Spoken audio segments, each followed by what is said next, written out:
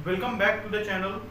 पिछले वीडियो में हमने बेसिक्स को समझा था इस चैप्टर को पढ़ने के लिए। उसी पार्ट को हम आज भी कंटिन्यू करने वाले हैं। कुछ टर्म्स को क्लियर करेंगे कि जो जो टर्म्स इस चैप्टर में यूज की जाएंगी उन टर्म्स के क्या मतलब है, क्या मायने हैं, उनके कॉन्सेप्ट क्या है, आखिर इन सभी चीज़ों को हम आज क्लियर करेंगे।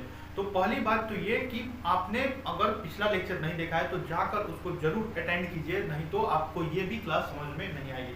आप सीक्वेंस वाइज क्लास को जरूर अटेंड कीजिए, बीच बीच में कहीं आकर पढ़ लेने से ऐसे आपका कॉन्सेप्ट क्लियर नहीं होगा। मैं सीक्वेंस से पढ़ा रहा हूँ, मैं अपने तरीके से पढ़ा रहा हूँ, एक मैंने सीक्वेंस बनाया है उस हिसाब से मैं पढ़ा रहा हूँ। ठीक है, अगर आपने इस सीक्वेंस से नहीं पढ़ा है, अगर आप किसी और टीचर के पास पढ़ रहे हैं तो कोई दिक्कत नहीं, आप उनसे पूरा पढ़िए। अगर आप मेरे से पढ़ रहे हैं, आप मुझसे पढ़ना चाह रहे हैं, तो कम से कम मैं जो सीक्वेंस फॉलो कर रहा हूँ आप भी उसके पीछे पीछे उसका अनुकरण कीजिए ताकि आप अच्छे से सीख पाए। ठीक है, तो पहले तो आप उस लेक्चर को देख के आए हैं ये कंफर्म कर लीजिएगा। उसके बाद आज हम लोग शुरू करने वाले हैं कुछ टर्म्स को। ठीक है,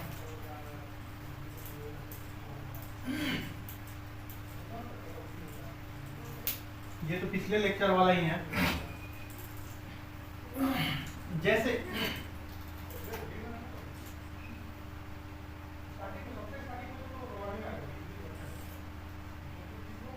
हैप्लॉइड एंड डिप्लॉइड।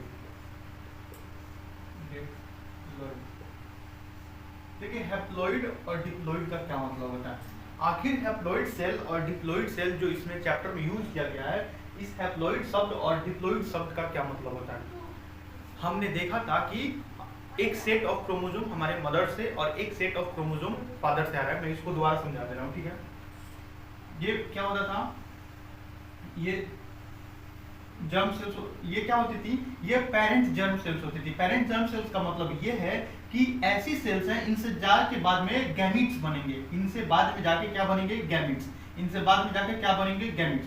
और हम जानते हैं कि हमारे एक एक सेल में 46 क्रोमोसोम है। कितने क्रोमोसोम है, 46 क्रोमोसोम। इसमें भी 46 क्रोमोसोम। और हमने ये भी देखा था कि मियोसिस के दौरान जो क्रोमोसोम का नंबर है, मियोसिस के दौरान क्रोमोसोम का जो नंबर है वो आधा हो जाता था। यानी कि जो नई सेल्स बनेंगी उनमें 23 यानी कि 23 क्रोमोसोम पाए जाएंगे। क्या पाए जाएंगे, 23। इसमें भी ऐसा है 23, इसमें 23। यानी कि इसका मतलब ये हुआ कि इसमें जो क्रोमोसोम्स है वो यहाँ पे आधे आधे हो गए। अच्छा, ये हुआ कैसे होगा, ये है पहला क्रोमोसोम। ये क्या है, पहला क्रोमोसोम, फर्स्ट क्रोमोसोम। ये फादर से आया हुआ है, ये मदर से। उसी प्रकार से ये दूसरा क्रोमोसोम, ये फादर से आया है, ये मदर से। ठीक है, ये तीसरा क्रोमोसोम, ये क्रोमोसोम नंबर 1, क्रोमोसोम नंबर 1, 2। उसी प्रकार से ये तीसरा क्रोमोसोम, ये फादर से आया है, ये मदर से। ठीक है, यानी कि आप देख पा रहे हैं कि जो क्रोमोसोम नंबर 1 है उसके दो अलग अलग वेरिएंट है, जो एक फादर से आया है और एक मदर से, एक फादर से आया है, एक मदर से, एक फादर से आया है, एक मदर से। अच्छा, ये हो कब रहा है, ये फर्टिलाइजेशन के समय ये दोनों आपस में मिल जाते हैं, ये दोनों आपस में एक साथ मिलते हैं, ये आपस में दोनों एक साथ मिलते हैं। ये कब मिलते हैं, फर्टिलाइजेशन जब होता है, जब फर्टिलाइजेशन होता है, यानी कि जब स्पर्म ओवम मिलते हैं तो फादर से आने वाले क्रोमोसोम और मदर से आने वाले क्रोमोसोम दोनों एक लाइन में आकर बराबर खड़े रहते हैं। ठीक है, इनको बोलते हैं डिप्लॉइड सेल। वैसे सेल जिसमें क्रोमोसोम की 2 कॉपीज पाई जाती हैं, जिसमें एक ही क्रोमोसोम की 2 कॉपीज पाई जाती हैं, अलग अलग इंडिविजुअल से आई हुई 2 कॉपीज पाई जाती है। देखिए इसमें कितने कॉपी है, क्रोमोसोम नंबर 1 की इसमें कितनी कॉपीज है, 2 कॉपीज है। क्रोमोसोम नंबर 2 की इसमें कितनी कॉपी है, 2 कॉपीज है। क्रोमोसोम नंबर 3 की इसमें कितनी कॉपीज है? दो कॉपीज है। यानी कि एक एक क्रोमोसोम की यहाँ पे दो दो कॉपीज पाई जा रही हैं। इनको हम बोलेंगे डिप्लॉइड सेल्स। इनको हम क्या बोलेंगे? इनको हम बोलेंगे ऐसी सेल्स जिसमें एक एक क्रोमोसोम की दो दो कॉपीज पाई जा रही हैं। इनको हम बोलेंगे डिप्लॉइड सेल्स। Diploid cells. कैसी सेल्स? Diploid cell. अच्छा, ये फर्टिलाइजेशन हो गया, ये सारी चीजें हो गई। ये जो बच्चा जन्म लेने वाला था वो भी ले लिया। अब वो बड़ा हो गया है। अब वो क्या हो गया है? बड़ा हो गया है। वो इतना लायक हो गया, उसमें सेक्सुअल मैच्योरिटी भी आ गई है। वो इतना लायक हो चुका है कि वो अब सेक्सुअल रिप्रोडक्शन कर सकता है। ठीक है, तो अब उसमें क्या होगा? ये जो सेल्स है गैमिट्स बनाएंगी। क्या बनाएंगी? ये जो खास प्रकार की सेल्स हैं वो गैमिट्स बनाएंगी। हमारे बॉडी में सभी सेल्स के पास 46 क्रोमोसोम है, 46 क्रोमोसोम है मान लेते हैं। ठीक है, मानना क्या है? होता ही है।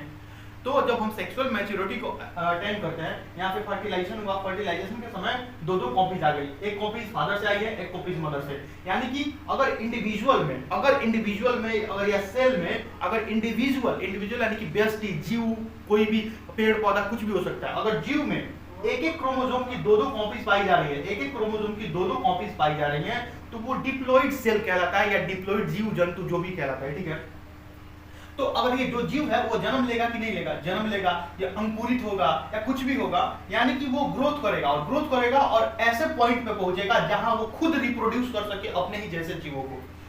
जीव रिप्रोड्यूस कर सकते हैं कि नहीं कर सकते? हमने रिप्रोडक्शन में पढ़ लिया है। तो अब ये खुद रिप्रोड्यूस कर सकता है, तो क्या ये जो जितने भी क्रोमोसोम्स हैं सभी को आगे भेज देगा, या इसमें क्या करेगा? इनको आधा आधा करेगा और इनसे गैमीट बनेगी। इनसे क्या बनेगी? गैमीट। यानी कि इसमें जितने भी क्रोमोसोम्स हैं इनकी एक एक कॉपी आ जाएंगी। मान लीजिए इसमें से फादर की कॉपी आ गई, इसमें से मदर की कॉपी आ गई, इसमें लाखों करोड़ों कॉम्बिनेशन हो सकते हैं, लाखों करोड़ों कॉम्बिनेशन। गैमीट्स बनते समय करोड़ों कॉम्बिनेशन होते हैं। ऐसा कुछ नहीं होता है कि इसमें से ये आ गया, उसमें से वो आ गया। आप उसमें क्या नहीं कर सकते? आप उसमें ऐसा नहीं कर सकते कि ऐसा ही कॉम्बिनेशन बनेगा। उसमें कुछ भी कॉम्बिनेशन बन सकता है। हो सकता है कि इसका कुछ पार्ट कट के इसमें जुड़ जाए, इसका कुछ पार्ट कट के इसमें जुड़ जाए, यहाँ से कट के इसमें जुड़ जाए, यहाँ से कट के इसमें जुड़ जाए, कुछ भी हो सकता है। हमको सिर्फ यहाँ ये देखना है कि जब इसका क्या होगा, इसमें गैमीट बन रहे होंगे। गैमीट फॉर्मेशन के समय गैमीट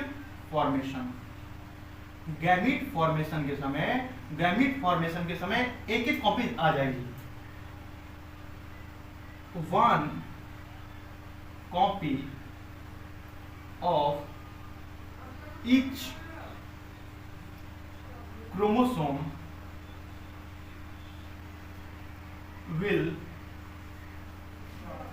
have each gamete।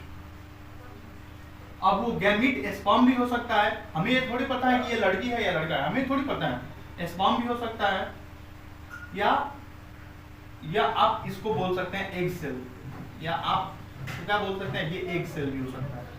और एक इसमें कितनी कॉपीज है? इसमें एक कॉपी है। One copy of each chromosome यानी कि सभी क्रोमोसोम के एक एक कॉपी है। सभी क्रोमोसोम के एक एक कॉपी है, दो दो कॉपीज नहीं है, एक एक कॉपीज है। तो इन सभी सेल्स को जैसे ये सारी सेल्स हैं, इन सभी सेल्स को हम बोलते हैं हैप्लॉइड। अगर एक एक क्रोमोसोम की दो दो कॉपीज हैं उनको बोलेंगे डिप्लॉइड। अगर एक एक क्रोमोसोम की सिर्फ एक ही कॉपी पाई जा रही है सेल के अंदर या किसी जीव जंतु के अंदर, उनको हम बोलेंगे हैप्लॉइड। क्या बोलेंगे? हैप्लॉइड सेल या ऑर्गेनिज्म। क्या आपको ये टर्म क्लियर हुआ? हैप्लॉइड और डिप्लॉइड सब समझ में आया? क्या आपको हैप्लॉइड और डिप्लॉइड जो वर्ड है उससे डर गया कि नहीं गया? इसमें क्या है? इसमें फादर से और मदर से आया हुआ है। इसमें क्या होगा? इसमें कॉम्बिनेशन वाइज बहुत सारी कॉपीज आ जाएंगी, एक एक कॉपी। इसमें की जितनी भी कॉपीज दिख रही है आपको, अच्छा ये कहां तक हो सकता है? ये डिपेंड करेगा कि वो जीव कौन सा है। अगर हम में बात की जाए तो ऐसी 23 पेयर ऑफ क्रोमोसोम हमारे अंदर पाया जाता है।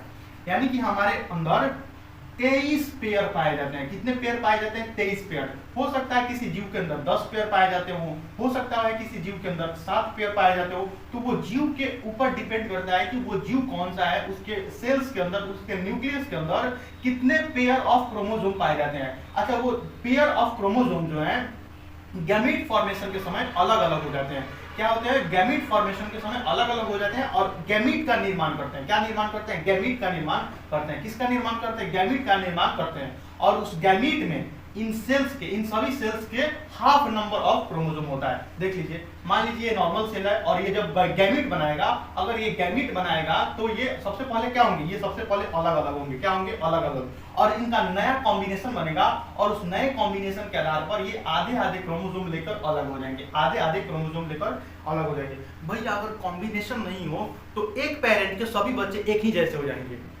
अगर कॉम्बिनेशन नहीं हो, अगर मान लीजिए एक निश्चित, अगर एक सर्टेन रूल ही लगा दिया जाए कि इसी प्रकार से आप रह सकते हैं, इसी प्रकार से आप क्या गैमीट का फॉर्मेशन कर सकते हैं। मान लीजिए बोल दिया जाए कि इस जीव को बोल दिया जाए कि तुम सिर्फ फादर वाला ही क्रोमोसोम आगे भेज सकते हो, मदर वाला क्रोमोसोम तुमको नहीं भेजना है, तुमको मिक्स नहीं करना है, तुमको किसी में भी मिक्स नहीं करना है। तो क्या होगा? जब भी गैमीट बनेगा उन सभी गैमीट्स में कौन से क्रोमोसोम चल जाएंगे? उन सभी गैमीट्स में फादर वाले क्रोमोसोम चले जाएंगे। तो अच्छा, मदर्स के साथ भी ऐसा होगा। मान लीजिए वो मदर में बोल दिया जाए कि आप सिर्फ मदर का गैमीट ही आगे ट्रांसफर कर सकते हैं, तो 23 नंबर ऑफ क्रोमोसोम उधर से आएगा और 23 नंबर ऑफ क्रोमोसोम इधर से आएगा। और जब दोनों मिलेंगे तो एक खास प्रकार का कॉम्बिनेशन बनेगा जो कभी नहीं बदलेगा। अगर ऐसा हुआ तो एक पेरेंट के सभी बच्चे एक ही जैसे होंगे और सेम सेक्स के होंगे। अगर लड़का है तो सारे लड़के होंगे, अगर लड़की है तो सारे लड़के होंगे। हालांकि ऐसा होता नहीं है। हमारे अंदर लाखों करोड़ों कॉम्बिनेशन बन सकते हैं, जो कि आप जाके ठीक से पढ़ेंगे क्लास 12th में लिंकेज में।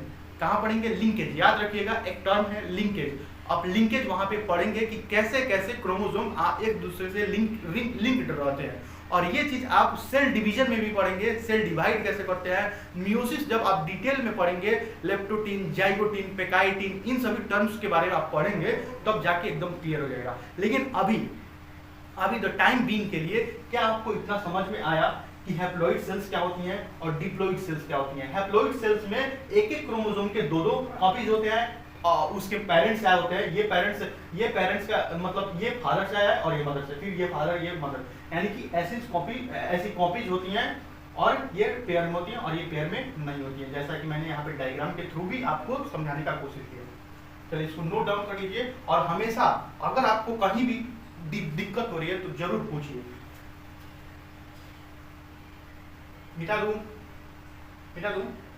अब देखिए, अब हम लोग पढ़ेंगे होमोलोगस। और होमोलोगस शब्द का मतलब समझने के लिए आपको जीन समझ में आना चाहिए, और जीन मैंने पिछले लेक्चर में समझाया। तो कृपया करके अगर आपने वीडियो लेक्चर को नहीं देखा तो जाके जरूर देख लीजिए, क्योंकि अगर मैं होमोलोगस जैसे ही बोलूंगा आप कहेंगे होमोलोगस क्या होता है, जीन क्या होता है, लेकिन जीन मैंने पिछले लेक्चर में पढ़ा है, ठीक है ना। तो कृपया करके आप जाके देख लीजिएगा। मिटा दूं।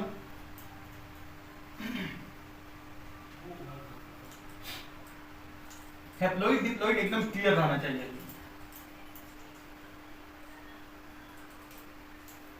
अभी तो हम सिर्फ टर्म्स ही पढ़ रहे हैं, अभी तो मैंने चैप्टर को ठीक से शुरू भी नहीं किया। हालांकि इसी चैप्टर में ये सारी चीजें भी इसी चैप्टर में ही पढ़नी है, ये किसी और चैप्टर का हिस्सा नहीं है। अब हेडिंग डाल सकते हैं होमोलोगस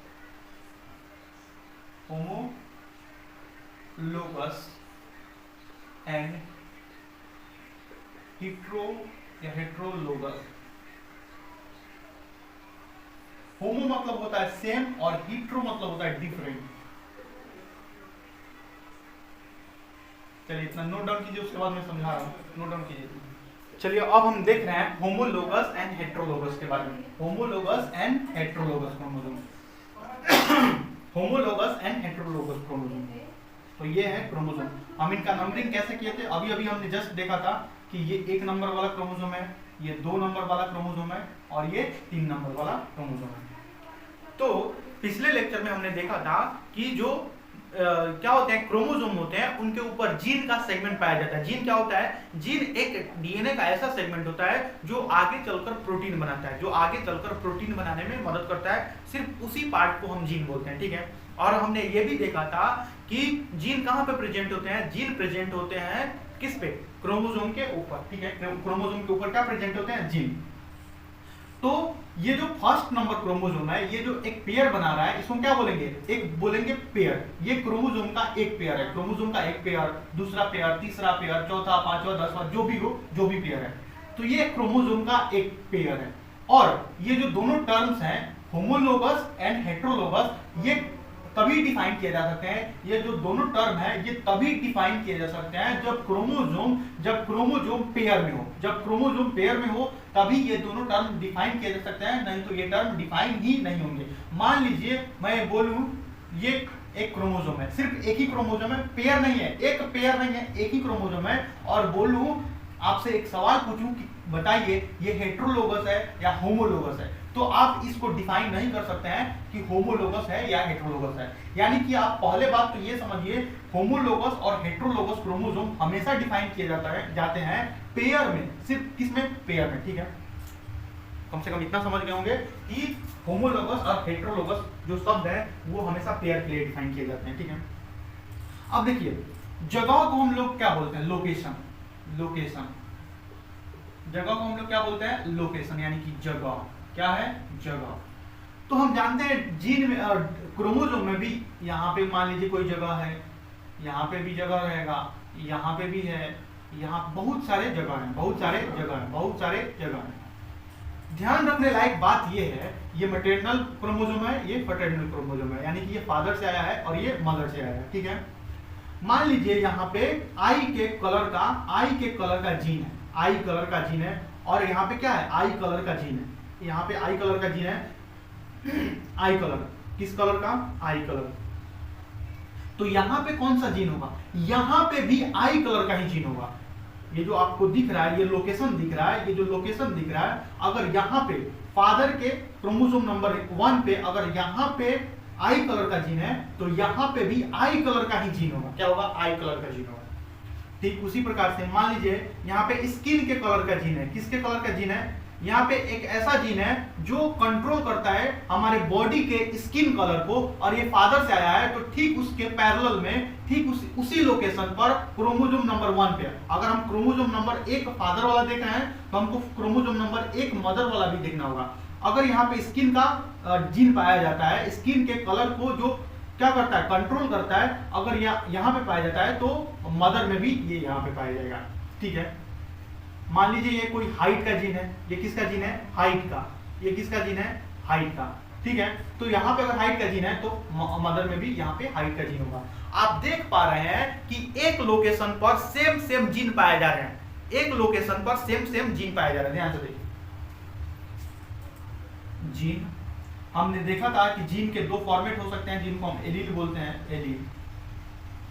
ध्यान से देखिए, कोई नहीं समझाएगा एलील, मतलब समझाएंगे, क्यों नहीं समझाएंगे, लेकिन थोड़ा सा हौच पौच कर देंगे। यहाँ पे जीन के 2 फॉर्मेट पाए जाते हैं, जिनको हम, जीन के बहुत सारे फॉर्मेट पाए जाते हैं, सिर्फ 2 नहीं, हम यहाँ पे 2 ले रहे हैं। जीन के बहुत सारे फॉर्मेट होते हैं, उन सभी को एलील बोलते हैं। जीन के बहुत सारे फॉर्मेट होते हैं, उन सभी को एलील बोलते हैं। जीन के बहुत सारे फॉर्मेट होते हैं, उन सभी को एलील बोलते हैं। कैरेक्टर यहाँ पे मान लेते हैं आई कलर, यहाँ पे एक ही मान के चलते हैं क्योंकि बहुत सारे कैरेक्टर को एक साथ लेना संभव नहीं है। आई कलर,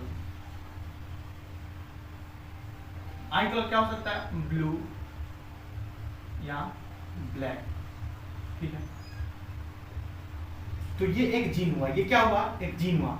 और जीन के बहुत सारे फॉर्मेट हो सकते हैं, बहुत सारे फॉर्मेट हो सकते हैं। मान लेते हैं यहाँ पे ब्लू कलर का आई जीन है और यहाँ पे ब्लैक कलर का, और ब्लैक को हम छोटे से डिनोट करते हैं।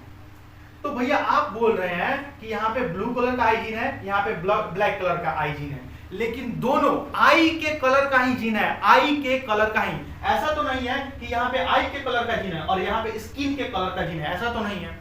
अगर ऐसा है तो ये क्रोमोसोम नंबर 1 नहीं होगा, वो क्रोमोसोम नंबर कोई और होगा। हो सकता है वो क्रोमोसोम नंबर दूसरे पे पाया जाएगा, या हो सकता है इसी क्रोमोसोम पे होगा तो ऊपर नीचे कहीं दूसरे जगह होगा। लेकिन अगर ये क्रोमोसोम नंबर 1 है, दोनों, ये फादर का 1 नंबर और ये मदर का नंबर 1 है, तो क्या होगा, अगर यहाँ पे आई कलर पाया जा रहा है तो यहाँ पे भी आई कलर का ही जीन होगा, भले वो ब्लैक का हो, ब्लू का हो, उससे हमें कोई मतलब नहीं है। तो इस प्रकार के क्रोमोसोम के पेयर को हम बोलते हैं होमोलोगस। क्या बोलते हैं? होमोलोगस। इस प्रकार के क्रोमोसोम के पेयर को हम बोलते हैं होमोलोगस।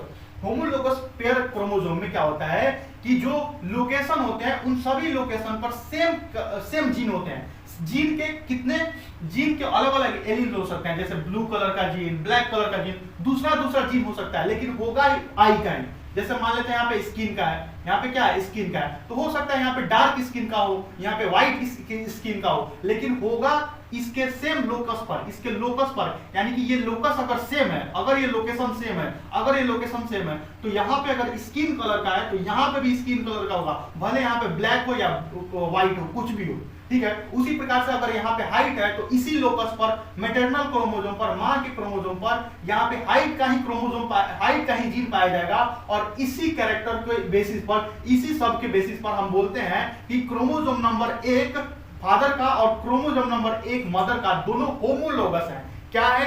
होमोलोगस। क्या है? होमोलोगस, यानी कि उनके सभी लोकेशन पर सेम जीन पाए जा रहे हैं, भले वो ब्लैक हो, ब्लू हो, कुछ भी हो, हमको उससे मतलब नहीं है। यानी कि उनके सभी लोकेशन पर, इस लोकेशन पर बात की जाए, location number 1, location number 2, location number 3, उन सभी के लोकेशन पर सेम कैरेक्टर के जीन पाए जा रहे हैं। हो सकता है ये हाइट, टॉल हाइट का हो, ये शॉर्ट हाइट का हो, लेकिन है वो आखिरकार हाइट का ही, वो आखिरकार किसका है? हाइट का ही जीन है। इसीलिए इनको बोलते हैं होमोलोगस पेयर ऑफ क्रोमोसोम। तो क्या ये आपको समझ में आया? हो सकता है जीन का अलग अलग फॉर्म हो सकता है, यहाँ पे ब्लैक, ब्लू, कुछ भी हो सकता है, लेकिन क्या ऐसा तो नहीं है कि इसी लोकेशन पर फादर के और इसी लोकेशन पे मदर के यहाँ पे आई कलर का जीन है और यहाँ पे स्किन कलर का जीन है, ऐसा तो है? ऐसा है क्या? नहीं, ऐसा नहीं है। इसीलिए इन दोनों को बोलेंगे होमोलोगस पेयर। ठीक है, क्या बोलेंगे? Homologous pair. चलिए हेट्रोलोगस को यहाँ पे समझ लेते हैं। अगर हम ठीक इसी जगह पे आए और यहाँ पे मार्किंग करें, यहाँ पे मार्किंग करें, हो सकता है यहाँ पे दूसरे जीन हो सकता है, क्या होगा ही, यहाँ पे दूसरा ही जीन होगा, यहाँ पे सेम जीन नहीं हो सकता है। ठीक है, यहाँ पे सेम जीन, इसके कंपैरिजन में मान लेते हैं यहाँ पे ब्लड ग्रुप का जीन है। किसका जीन है? ब्लड ग्रुप का। हम जानते हैं अलग अलग आदमी का अलग अलग ब्लड ग्रुप हो सकता है। बहुत सारे आदमी का ब्लड ग्रुप क्या होता है? सेम भी हो सकता है। आदमी का अलग, मतलब सभी का ब्लड ग्रुप कैसा होता है? अलग अलग होता है। ठीक है, और ब्लड ग्रुप के कितने फॉर्मेट है? बहुत सारे फॉर्मेट होते हैं, लेकिन एक लोकेशन पर सिर्फ 2 ही, एक लोकेशन पर अगर हम पेयर में देख रहे हैं, एक लोकेशन पर सिर्फ 2 ही पाए जा सकते हैं। एक लोकेशन पर कितने पाए जा सकते हैं? 2, क्योंकि अगर हम देखें तो क्रोमोसोम पेयर में ऐसा तो नहीं है कि यहाँ पे 3 क्रोमोसोम है, नहीं, अगर 3 होता तो 3 पाए जाते हैं, 4 होता तो 4 पाए जाते हैं। अभी यहाँ पे हम देख रहे हैं कि यहाँ पे ब्लड ग्रुप का, किसका? बीजी, यहाँ पे लिखते हैं बीजी, और यहाँ पे हम देख रहे हैं, यहाँ पे है ए का एलील, मतलब ब्लड ग्रुप ए का, और यहाँ पे है बी का। ठीक है, और यहाँ पे ध्यान रखने लायक बात यह है कि ये लोकेशन सेम है, लोकेशन सेम है, तो यहाँ पे सेम लोकेशन पर और ये क्रोमोसोम नंबर 2 है, तो क्रोमोसोम नंबर 2 के उसी लोकेशन पर अगर हम देखने जाएं तो यहाँ पे भी ब्लड ग्रुप का ही जीन पाया जाएगा और यहाँ पे ब्लड ग्रुप का ही जीन पाया जाएगा। भले यहाँ पे ए है और यहाँ पे बी है, लेकिन दोनों ही ब्लड ग्रुप के ही जीन है। यहाँ पे ब्लड ग्रुप ए का जीन है और यहाँ पे ब्लड ग्रुप बी का जीन है। समझ जाओगे? यानी कि जो ये दूसरा पेयर है, ये दोनों आपस में एक दूसरे के होमोलोगस हैं। ये दोनों है आपस में एक दूसरे के होमोलोगस है। अब देखिए भैया, हेट्रोलोगस कैसे? आपने तो बोला था कि हेट्रोलोगस हम समझेंगे, हमने हेट्रोलोगस समझा ही नहीं। देखिए, अब मैं आपसे पूछूं कि आप सेम लोकेशन पर उसी जगह जाइए, आप क्रोमोसोम नंबर 2 में और क्रोमोसोम नंबर 1 में जाइए। आप क्रोमोसोम नंबर 2 में सेम लोकेशन पर उसी जगह जाइए और क्रोमोसोम नंबर 1 पर सेम लोकेशन पर उसी जगह जाइए। आपको कौन सा जीन मिल रहा है? आप देखेंगे कि यहाँ पे तो आई कलर का जीन मिल रहा है, लेकिन अगर मैं उसी जगह सेम टू सेम जगह अगर क्रोमोसोम नंबर 2 पे चला जाऊं तो यहाँ पे ब्लड ग्रुप का जीन मिल रहा है। यानी कि यहाँ पे जीन ही बदल गया। यहाँ पे मिल रहा है आई कलर का जीन और यहाँ पे मिल रहा है ब्लड ग्रुप का जीन। इसको बोलते हैं हेट्रोलोगस। यानी कि क्रोमोसोम नंबर 1 और क्रोमोसोम नंबर 2 ये दोनों आपस में हेट्रोलोगस है। हेट्रोलोगस, यहाँ पे लोगस का मतलब लोकस है। लोकस यानी कि लोकेशन, लोकस यहाँ पे इसका मतलब लोकस है और लोकस का मतलब यहाँ पे लोकेशन जो है। ठीक है, तो आप समझ चुके होंगे कि क्रोमोसोम नंबर 1 पेरेंटल मतलब फादर का और मदर का दोनों आपस में होमोलोगस हैं और क्रोमोसोम नंबर 1 और 2 आपस में हेट्रोलोगस हैं। अच्छा, एक और सवाल पूछूं कि क्या क्रोमोसोम नंबर 2 और 3 आपस में होमोलोगस है या हेट्रोलोगस है? तो आप क्लियरली बता सकते हैं कि ये हमेशा हेट्रोलोगस होंगे। कैसा होंगे? हेट्रोलोगस होंगे। कैसे होंगे? हेट्रोलोगस, होमोलोगस नहीं होंगे। मिटा दूं? मिटा के कुछ लिख देता हूं ताकि आप समझ पाए।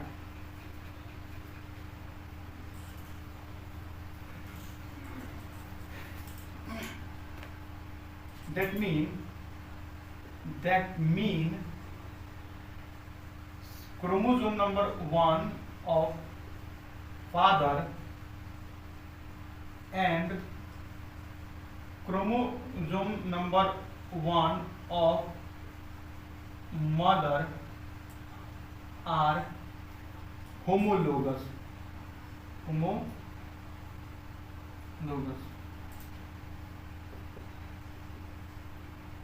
For heterologous,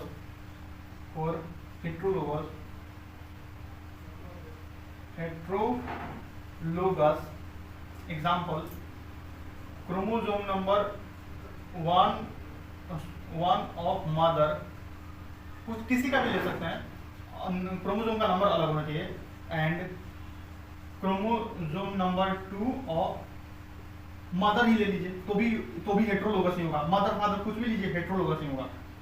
मदर, यहाँ पे अगर फादर का लेते हैं तो भी हेट्रोलोगस नहीं होता है, क्योंकि यहाँ पे क्रोमोसोम नंबर 1 है, ये अलग क्रोमोसोम हो जाएगा, ये पेयर अलग हो जाएगा, ये दूसरा पेयर अलग हो जाएगा। ठीक है, तो आप समझ गए होंगे। और इनका लोकेशन भी बदल जाएगा, यानी कि अगर उसी लोकेशन पर जाए तो यहाँ पे अलग जीन होगा, और उसी लोकेशन पर 2 नंबर पे जाए तो यहाँ पे अलग जीन होगा, भले दोनों मदर का है। अच्छा देखिए, यहाँ पे ध्यान से देखिए, अगर हम इस लोकेशन पे आ रहे हैं, मदर का हम देख रहे हैं, तो यहाँ पे किसका जीन है? आई कलर का। वेरिएंट कौन सा है उसको छोड़ दीजिए, वेरिएंट छोड़ दीजिए। अभी यहाँ पे किसका जीन है? आई कलर का। लेकिन उसी जगह यहाँ पे मदर में आ रहा है, तो यहाँ पे किसका जीन है? यहाँ पे आप बोलेंगे यहाँ तो ब्लड ग्रुप बी का जीन है।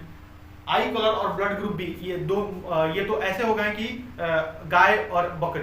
तो गाय और बकरी में कोई समानता नहीं, समानता है कि वो पशु है। तो यहाँ पे कोई समानता नहीं दिख रहा है, यहाँ पे जीन अलग है, यहाँ पे जीन अलग है, यहाँ पे दोनों जीन अलग अलग है। ठीक है, तो ये जो क्रोमोसोम है, इनसे क्या होगा? हेट्रोलोगस होगा। लेकिन ये आपस में होमोलोगस होगा। ये आपस में होमोलोगस, और होमोलोगस हमेशा किस में डिफाइन होते हैं? पेयर में। होमोलोगस हमेशा किस में डिफाइन होते हैं? पेयर में। हेट्रोलोगस भी पेयर में ही डिफाइन होता है। जैसे मैं इसको उठा लूं और इसको उठा लूं और दोनों को एक साथ लाऊं, तो बताइए ये हेट्रोलोगस पेयर बनेगा या होमोलोगस पेयर बनेगा? ये हमेशा हेट्रोलोगस पेयर बनेगा। ठीक है, मिटा दूं। और यहीं पे ही हम होमोजाइगस और हेट्रोजाइगस को समझ लेते हैं। हमने होमोलोगस को समझा है, अब हम जाइगस को समझेंगे।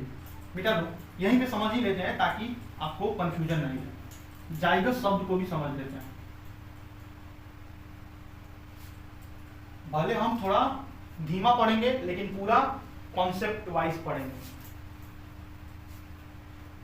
यहां पे होमोजाइगस और हेट्रोजाइगस। जाइगस का मतलब होता है गैमीट। यहां पर गलती हो गया, जाइगस। ठीक है, जाइगस का। और होमो मतलब सेम गैमीट और हेट्रो मतलब सेम गैमीट। अब यहां पे आप ध्यान से देख के बताइएगा, होमोजाइगस यानी कि सेम गैमीट। ऐसा पेयर जो सेम टाइप के गैमीट को बनाता है, उसको हम बोलते हैं homozygous pair of chromosome. Homozygous pair of chromosome. मान लेते हैं ये जो भी पर्सन है, मान लेते हैं ये जो भी पर्सन है, इसका जन्म हुआ। ये जो भी पर्सन है जिसका क्रोमोसोम हम अभी देख रहे हैं, उसका क्या हुआ? जन्म हुआ। क्या हुआ? जन्म हुआ। इसका बर्थ हुआ, और ये बर्थ हुआ और ये सेक्सुअल मैच्योरिटी को अटेंड किया। सेक्सुअल मैच्योरिटी, और इसके अंदर गैमीट का फॉर्मेशन हुआ। गैमीट फॉर्मेशन, तो हम जानते हैं गैमीट फॉर्मेशन होते समय ये दोनों अलग अलग होंगे, और आधे जाएंगे एक सेल में और आधे जाएंगे एक सेल में, अलग अलग कॉम्बिनेशन में। ऑब्वियसली हम जानते हैं कि अलग अलग कॉम्बिनेशन बनेंगे। कौन जाएगा, कहां जाएगा, हम नहीं जानते। हम सिर्फ इतना जानते हैं कि आधा आधा क्रोमोसोम जाएगा, यानी कि ये दोनों हैं, ये अलग अलग होंगे। तो हम इसको अलग बना रहे हैं और इसको अलग बना रहे हैं। हम क्रोमोसोम नंबर 1 को ही देख रहे हैं। ठीक है, तो यहाँ पे ध्यान से देखिए, मान लीजिए ये दूसरे गैमीट में चला गया, ये एक गैमीट में रह गया, वो दूसरे गैमीट में चला गया। तो हम यहाँ पे ले रहे हैं, यहाँ पे है किसका जीन, ब्लू कलर का जीन, और यहाँ पे है ब्लैक कलर का जीन। तो क्या ये जो दोनों गैमीट बनेंगे ये सेम बनेंगे या डिफरेंट काइंड ऑफ गैमीट बनेंगे? क्या ये गैमीट सेम है या अलग है? यहाँ पे किसका जीन है, यहाँ पे ब्लू कलर का जीन है, और यहाँ पे किसका जीन है, यहाँ पे ब्लैक कलर का जीन है। और उसी प्रकार से मान लीजिए यहाँ पे हम मान लेते हैं ये फादर, ये इसमें हम मदर का उठा लेते हैं, ठीक है, ये फादर का 1 नंबर, और यहाँ पे मदर हम उठा लेते हैं मदर का 1 नंबर, मदर का 2 नंबर। ये हम गैमीट बना रहे हैं, गैमीट फॉर्मेशन हो रहा है। गैमीट फॉर्मेशन में आधे आधे क्रोमोसोम ही जाते हैं, ठीक है।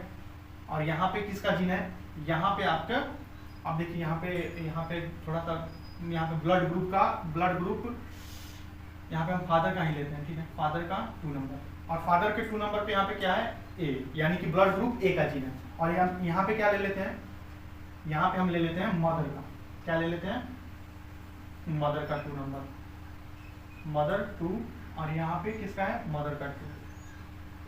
तो आप देख पा रहे हैं ये जो गैमीट बना है, ये जो गैमीट बना है, ये क्या है, ये गैमीट अलग अलग है, ये गैमीट क्या है, अलग अलग है। यहाँ पे है मदर 2, यहाँ पे बी। गैमीट क्या सेम है, नहीं, गैमीट अलग अलग बन रहा है। तो ध्यान रखने लायक बात यह है कि ये जो दोनों क्रोमोसोम है, ये हेट्रोजाइगस पेयर है। हेट्रोजाइगस पेयर का मतलब ये हुआ कि ये दोनों क्रोमोसोम है, इन पे सेम लोकस पे, एक ही लोकेशन पे जो जीन है उसके अलग अलग फॉर्मेट पाए जा रहे हैं, इसीलिए इनको बोला जाता है हेट्रोजाइगस। हेट्रोजाइगस का मतलब ये हुआ कि अगर हम देखें, अगर क्रोमोसोम को हम देखें और सेम लोकेशन पर देखें, तो वो जो जीन है उसके अलग अलग फॉर्मेट पाए जाते हैं, इसको हम बोलते हैं हेट्रोजाइगस। और ये जब भी हटेगा ये अलग अलग गैमीट को बनाएगा, ठीक है, अलग अलग गैमीट को बनाएगा। लेकिन हम यहाँ पे आते हैं, ठीक है, मान लेते हैं यहाँ पे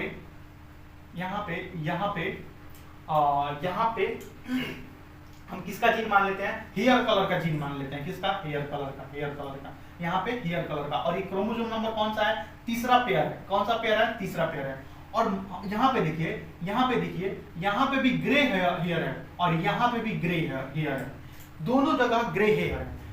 दोनों जगह क्या है, दोनों जगह ग्रे हेयर का ही जीन प्रेजेंट है। तो अब आप सोच के बताइए, ये जो पेयर है ये होमोजाइगस है, यानी कि इससे सेम टाइप के गैमीट बनेंगे। ये जब अलग होगा तो इससे सेम टाइप के गैमीट बनेंगे या अलग टाइप के गैमीट बनेंगे। हेट्रो मतलब होता है अलग अलग टाइप के गैमीट बनते हैं। इसको हटाएंगे तो इधर ब्लू कलर का जीन है, इधर ब्लैक कलर का, यानी कि डेफिनेटली इससे हमेशा कैसे गैमीट बनेंगे, इससे ऐसे गैमीट बनेंगे जो एक दूसरे से अलग हो, ठीक है। लेकिन यहाँ पे देख के बताइए कि ये जब अलग होंगे तो क्या ये सेम टाइप के गैमीट बनाएंगे या अलग टाइप के गैमीट बनाएंगे।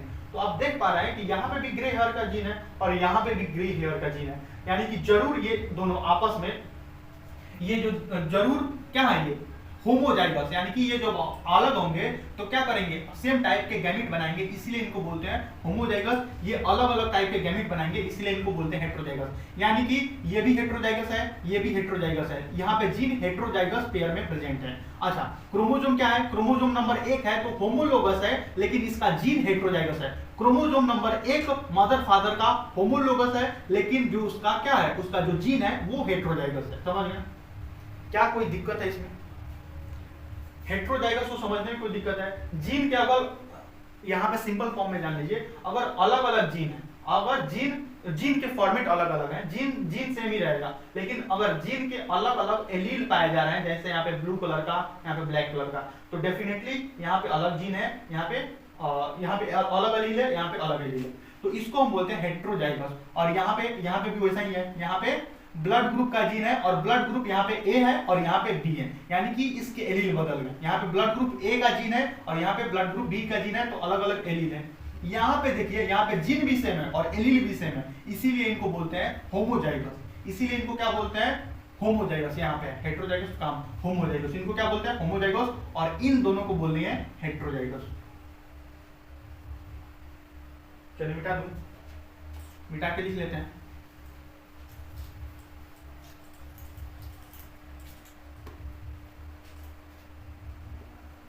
If pair of homologous chromosome, क्योंकि होमोलोगस शब्द को हम पढ़ चुके हैं, a pair of homologous chromosome form same gamete then the gene is called to be in homozygous condition, homozygous condition. यानी कि अगर होमोलोगस पेयर क्रोमोसोम, यहाँ पे होमोलोगस का क्या मतलब है, यहाँ पे अगर हम क्रोमोसोम 1 नंबर का बात करेंगे तो ये दोनों क्रोमोसोम आ जाएंगे उसमें, और यहाँ पे अगर 2 नंबर का बात करेंगे तो ये 2 वाला जाएगा, अगर 1 वाला का बात करेंगे तो 2 वाला नहीं जाएगा, 2 वाला का बात करेंगे तो 1 वाला नहीं जाएगा। होमोलोगस का मतलब समझ गए, यानी कि उसके सभी लोकेशन पर सेम जीन पाए जाएंगे, भले उनके वेरिएंट कुछ भी हो सकते हैं। अगर ऐसे हैं, अगर वो सेम गैमेट को फॉर्म करते हैं, यानी कि सेम टाइप के गैमेट, यहाँ पे सेम टाइप लिख लीजिए, सेम टाइप, अगर सेम टाइप के गैमेट को फॉर्म करते हैं, then the gene is called to be, जो जीन है वो क्या किसमें है, वो होमोलोगस कंडीशन में है। लेकिन अगर यहाँ पे इसका ठीक अपोजिट लिख लीजिए, if the pair of homologous chromosome form different type of gamete then the gene is called to be in heterozygous condition. ठीक है, होमोलोगस और हेट्रोलोगस को हमने पूरे डिटेल में ही खत्म कर दिया, हैप्लॉइड डिप्लॉइड को भी हमने देख लिया। अब हम यहाँ पे पढ़ते हैं ट्रेट के बारे में। ट्रेट के बारे में हमने पढ़ाया था। अब देखिए जो ट्रेट होता है वो ट्रेट या तो इनहेरिटेड होता या एक्वायर्ड होता है। इनहेरिटेड ट्रेट, और ये क्या होता है, एक्वायर्ड ट्रेट। इनहेरिटेड ट्रेट का मतलब होता है कि वैसे सेट ऑफ कैरेक्टर्स जो हम एक पीढ़ी से दूसरे पीढ़ी तक कैरी फॉरवर्ड करते हैं, उनको बोलते हैं इनहेरिटेड ट्रेट, यानी कि वो अनुवांशिक हैं, वो एक पीढ़ी से दूसरे पीढ़ी में जाएंगे। लेकिन एक्वायर्ड ट्रेट में ये जो ट्रेट है, ये जो गुण है, ये जो हमारे अंदर कैरेक्टरिस्टिक डेवलप हुए हैं, ये हम बाहर से एक्वायर करते हैं आफ्टर बर्थ, यानी कि जन्म के बाद ये हम अपने इन्वायरमेंट में, हम अपने सोसाइटी में रहकर अपने भीतर एक्वायर करते हैं। हम जिस कंडीशन में हैं उस कंडीशन के फलस्वरूप हम अपने भीतर डेवलप कर लेते हैं, इसको बोलते हैं एक्वायर्ड ट्रेट। ये ऐसा ट्रेट है जो एक पीढ़ी से दूसरे पीढ़ी में स्थानांतरित नहीं हो सकता है। जैसे मेरे बोलने का तरीका, ये मैंने एक्वायर किया है, मैंने अपने कंडीशनिंग के साथ मैंने अपने लर्निंग फेज में जो भी सीख सकता हूं मैंने उसको सीखा है। तो क्या मैं अगर किसी बच्चे को जन्म दूं तो क्या वो वहीं से शुरू कर देगा जहां से मैंने खत्म किया है? नहीं, उसको भी स्क्रैच से शुरू करना पड़ेगा, नहीं तो वो वहीं से धड़ाम से गिर जाएगा। ठीक है, यानी कि पढ़ाई लिखाई, बोलचाल की जो क्षमता है वो बच्चों में क्या नहीं होती है, वो इनहेरिट नहीं की जा सकती है। जैसे आप जानते हैं महात्मा गांधी क्या है, हमारे देश के एक बड़े लीडर हैं, भीमराव अम्बेडकर बड़े लीडर हैं।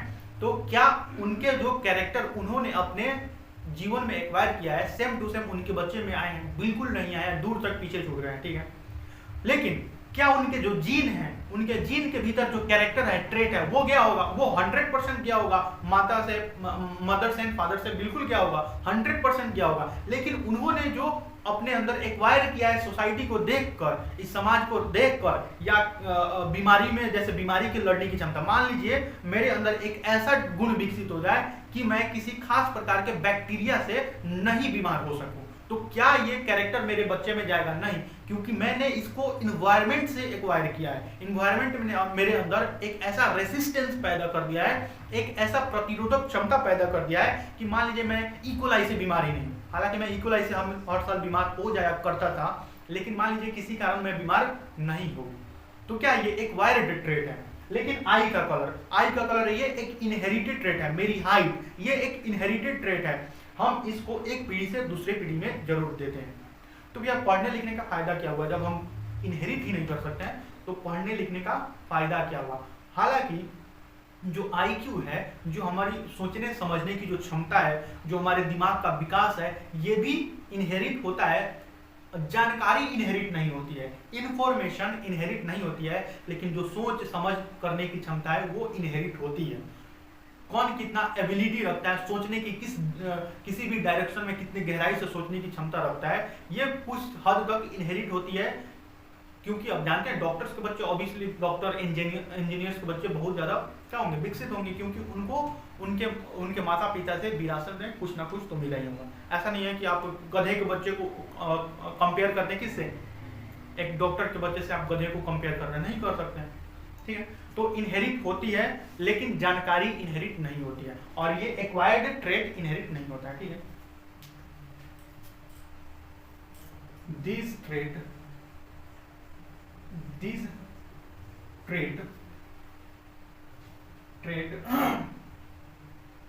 can be transferred from one generation to another.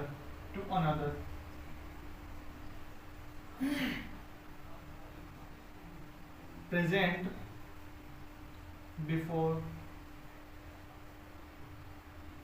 from before birth, यानी कि ये हमारे जन्म से पहले ही हमारे DNA के अंदर ही है। एग्जाम्पल में बताइए, जैसे हाइट, आई कलर। हालांकि जो ये हाइट जैसे मान लीजिए किसी के माता और पिता दोनों लंबे हैं, और उनका जो बच्चा है वो छोटा हो गया है, उनके खानदान में सभी लंबे हैं, वो छोटा हो गया है क्योंकि वो एक ऐसे कंडीशन में चला गया जहाँ पे उसके माँ बाप मर गए थे और वो सूखा में चला गया था, यानी कि उसको खाने के लिए कुछ मिला ही नहीं। तो आप सोच सकते हैं कि उसके DNA में हाइट का जीन है, यानी कि टॉलनेस का जीन है, लेकिन फिर भी वो बौना रह गया। क्यों? क्योंकि उसको भोजन में इतने न्यूट्रिएंट्स नहीं मिल सके ताकि ग्रोथ हार्मोन बन जाए, और ग्रोथ हार्मोन नहीं बनेगा तब तक हमारी हाइट बढ़ेगी नहीं। तो ये जो ट्रेट है ये एक्वायर्ड ट्रेट में चला जाएगा, ये इनहेरिटेड ट्रेट में हाइट नहीं रहेगा, ये किस में चला जाएगा, एक्वायर्ड में, क्योंकि इसके DNA में तो है लेकिन उसने बाहर से एक्वायर कर लिया, बौनापन को, ड्वार्फिज्म को उसने बाहर से एक्वायर किया है, उसको भोजन ठीक से नहीं मिल पाया। तो ठीक है, तो इतना ध्यान रखिए। आई कलर, शेप ऑफ पिन्ना, ये इसका शेप, किसी में ये सटा हुआ रहता है, ये जो लोब है ये सटा हुआ रहता है, किसी में फ्री लोब होता है, ठीक है। और ठीक इसका ऑपोजिट लिख लीजिए, this trait can not be transferred from one generation to another. ये सेम पॉइंट लिख लीजिएगा, और यहाँ पे ट्रांसफर फ्रॉम कैन नॉट, यहाँ पे कैन की जगह कैन नॉट लगा दीजिएगा, और यहाँ पे acquired, we acquire this trait, we acquire this trait during our lifetime, यानी कि हम अपने जीवन अवधि में इसको बाहर से एक्वायर करते हैं, अपने एनवायरनमेंट में, अपने जिस परिवेश में हम रह रहे हैं उस परिवेश से हम एक्वायर करते हैं। एग्जाम्पल, इंफॉर्मेशन, हैंड राइटिंग, जैसे मेरी जो हैंड राइटिंग है, क्या ये कॉपी की जा, क्या ये इनहेरिट हो सकती है? नहीं, इनहेरिट नहीं हो सकती है हैंड राइटिंग। ये चीजें इनहेरिट एक पीढ़ी से दूसरी पीढ़ी में नहीं की जा सकती है। ये एबिलिटी, स्पीकिंग, बोलने की जो क्षमता है, क्या अगर किसी बच्चे को जन्म दीजिए और उसको छोड़ दीजिए, उसको कुछ सिखाइए ही नहीं, तो क्या उसमें बोलने की क्षमता डेवलप होगी? नहीं होगी, क्योंकि हम एक्वायर करते हैं, हम स्पीकिंग को एक्वायर करते हैं, वो हमारे भीतर नहीं है, वो हमारे भीतर पहले से नहीं है। हम कुछ और बोलना शुरू कर देंगे, हम भाषा के जगह किसी और प्रकार से आवाज निकालना शुरू कर देंगे, लेकिन हम स्पीकिंग एनी लैंग्वेज बोल तो सकते हैं, एनी लैंग्वेज को नहीं बोल सकते। देख लीजिए, यानी कि नेचर ने भी लैंग्वेज को बैरियर नहीं माना है। हम बोल सकते हैं लेकिन किसी खास प्रकार के लैंग्वेज को नहीं बोल सकते हैं अगर हम सीखे नहीं, ठीक है। तो एक्वायर्ड ट्रेट और इनहेरिटेड ट्रेट में आपने अंतर को समझ लिया। तो अब हम मेंडेलियन कैरेक्टर को, मेंडेलियन रिसर्च को, एक्सपेरिमेंट को हम समझेंगे, ठीक है।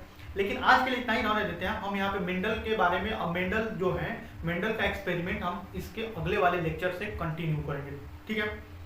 अगर किसी प्रकार से डाउट आ रहा है, अगर आपको लग रहा है होमोलोगस एंड हेटेरोलोगस को समझने में थोड़ी सी दिक्कत हो रही है, तो प्लीज लेक्चर को थोड़ा सा स्लो कर लीजिए और उसको बार बार रिमाइंड करके देखिए, आपको 100% क्लियर होगा, क्योंकि मैंने संभवतः ऐसी कोशिश की है कि आपको समझ में आ जाए, ठीक है। अगर फिर भी समझ में नहीं आ रहा है तो डाउट पूछिए, पूछने के लिए आपके पास कमेंट सेक्शन है, आप अपना डाउट एकदम अच्छे से समझ के लिखिए कि आपको क्या समझ में नहीं आ रहा है, मैं उसको अगले लेक्चर में लूंगा और आपको समझाऊंगा, क्योंकि मुझे नहीं मालूम है आपको क्या समझ में आ रहा है, क्या समझ में नहीं आ रहा है। अगर आप पूछेंगे ही नहीं तो फिर कैसे हो सकता है।